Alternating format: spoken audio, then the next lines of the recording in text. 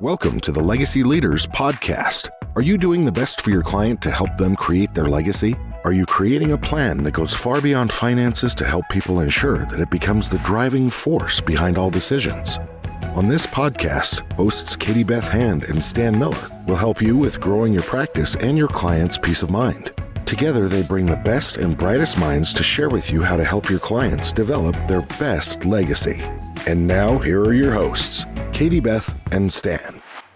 Welcome back to the Legacy Leaders Podcast with your hosts, Stan Miller and Katie Beth Hand. Our guest today is a Vistage Chair and Executive Coach, Bob Carrothers. Bob, thank you so much for joining us. We are really excited to have you with us on the podcast today. Yeah, thank you. I'm excited to be here. So before we dive in with all of our questions, tell our listeners a little bit about your background and how that led you into the work that you do now. Okay. Yes, I grew up in the cattle feeding business, so I had an agricultural bent.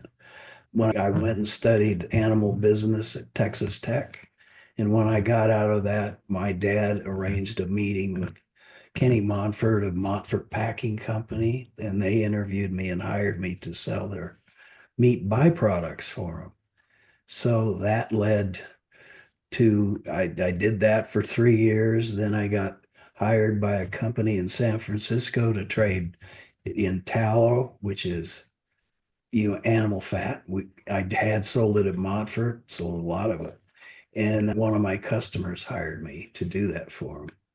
And I was there for a while. And then I moved to Texas to join a meat trading company like the one I had. And they kind of taught me the ropes. And they went down the tubes over a period of time because their controller was embezzling all their money. And they finally ran out of cash and had to close down. So with that, I started in the meat trading business, which is buying and selling meat, animal guts, actually, from packing houses in truckload quantities. And then we would resell them to users of those products. Mainly pet food was where all the tonnage was. And then to edible, and we, for meat, I hate to say it, but hot dogs and that kind of stuff. And then we were exporting meat and to Europe and then to Mexico and to Canada and all over the place. So we were in that business, and that led me to, I kind of got bored with it. And I left to start another company. My partners bought me out. And then I started another company, and it went down the tubes. It was one that was a little ahead of its time in exporting U.S. manufactured goods overseas. And I found out that the manufacturers didn't really want me playing in their backyard. So I had to close it, lost a bunch of money. And then I was looking for another position, and I had been a member of at that time it was Tech, and now it's Vistage.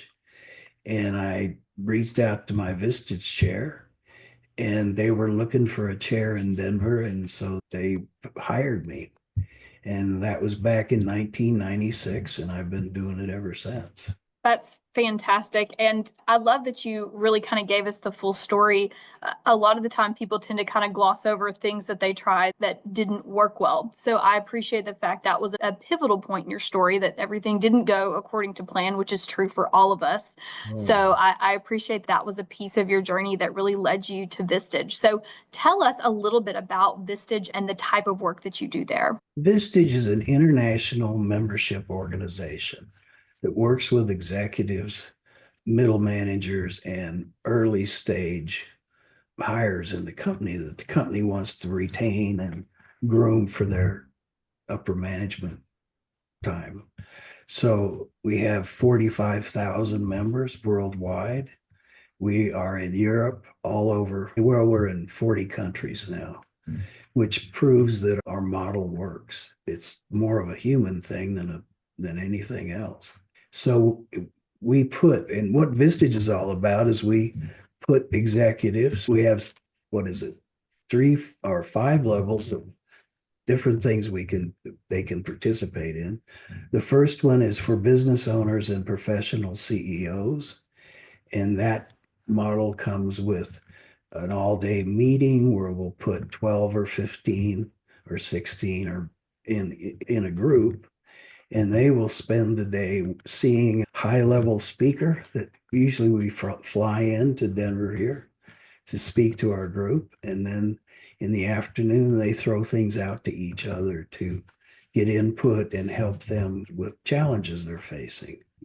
We find that 15 brains are a lot better than one when it comes to solving a problem or thinking through something or whatever. In addition to that, I do a coaching session with each one of them once a month. And then we have a key executive one, which is basic. It's for direct reports to CEOs. That's basically the same model without coaching. We have a small business group, which is for early stage entrepreneurs, usually they'll have 1 to 5 employees, and they'll probably be, we like them to be at about $1 million in revenue. And after that, we have the advancing leader group, which is for middle managers, the same model with no coaching. And then the emerging leaders, which is different, that's for the early stage.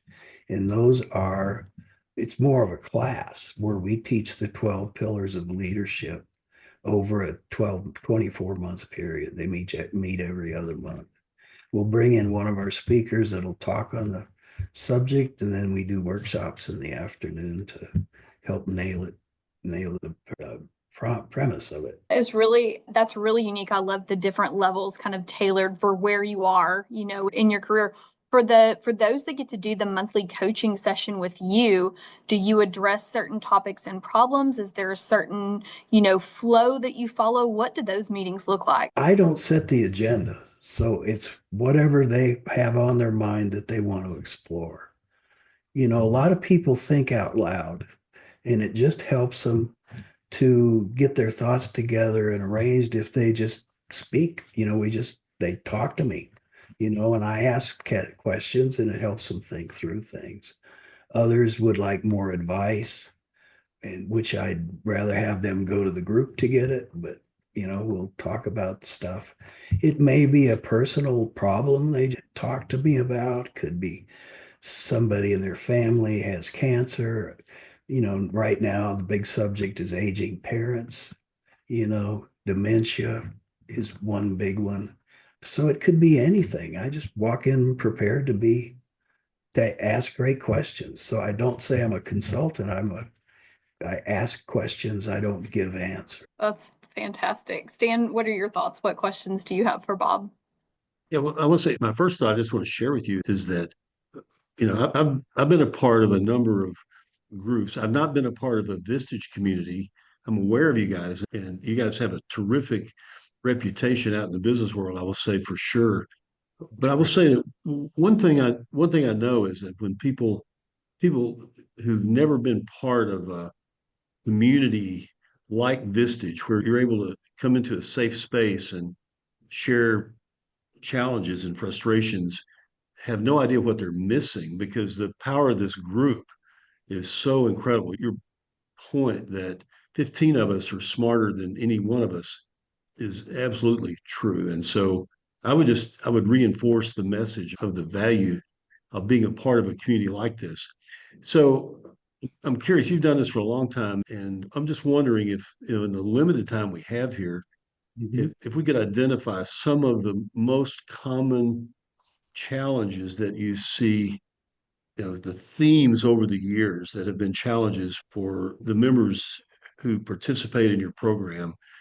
What are those challenges, and how have you approached helping them deal with that challenge? Well, the main challenge to business in anywhere is people. It's the hiring and firing, it's the coaching, it's the dealing with problems, dealing with accountability. So it's always kind of a people-based problem. Otherwise, it's, try to their core values to get them in sync with who they are. It's a lot about hiring and firing. It's all over the board, and then often it's not just business, it's personal. I had a member that came in, and in our morning checkup, he told the group that he had cancer, terminal cancer. He just found out. And we talked about that day and shared our thoughts and whatever we could do to give him some help. We had another one that said, I'm going to divorce my wife. And we talked about that and gave, input, people that had done it. It's the whole person has to be firing on all cylinders to really run a business. And if their personal life is going to crap, then they can't be good in their business. So could we drill into the people issue Sure. just a bit? What are some of the observations that you have? Some of the common mistakes you see people make, and then what's some of the common, I would say, the frequent advice that you give? There must be two or three things that you would say to a business owner. If you incorporate this into your process, you can really up your game on Mhm. the whole business of people management, hiring, managing, all that.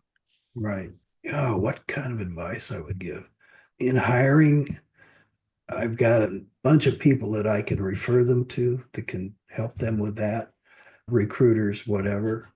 And we just walk through their process and talk about that. And, just look at why they're not being successful in hiring is usually the problem. Or it's how to find people. How do we locate good employees? And we'll have a conversation on that. But once again, like that to go to the group. I don't want to be the guy giving them all Yeah. the group are more powerful. And so others are with divorce. I think the main thing I can say is they deserve to be happy. Every human deserves to be happy. And if they're miserable in their marriage, they can do something about that. And, they can free up themselves, they can free up their spouse to go be happy. And so sometimes that's something to look at. They carry so much guilt, it's hard to make that decision. And it's tough. It's tough. And kids, will often have kids that are going nuts as teenagers do, and it causes a lot of grief. I've had members who have had an employee commit suicide. I've had members whose wife has committed suicide. So those are things we work through. They need somebody to talk to. So we're there for them. So, Bob, you've been doing this a while. I'm wondering if over the years that you've done this, which now is what, the better part of 3 decades, I guess, right? That's right. Are there things that are different now than they were 20 or 30 years ago? I hear this sometimes from clients. I have people tell me that it seems like it's harder these days to find people that want to work. That's an Mm. example. And I don't know if that's true. It may just be what the way they're seeing the world, but you're seeing this from a perspective of having a pretty good number of business owners in different businesses. Are there things you've observed that seem to be different now than they were, in the past? Yeah, when I was started in the beginning, if people wanted to make a phone call, they had to go out to the payphone in the lobby. And now they carry supercomputers in their pockets, which gives them answer any question for them. They're constantly on email or text messaging. They're taking calls. They can't get away from it. And so it's always there. We got social media, which, they get bad reviews. That's a problem. And how to deal with that. It's just crazy things that we go through now that we didn't before.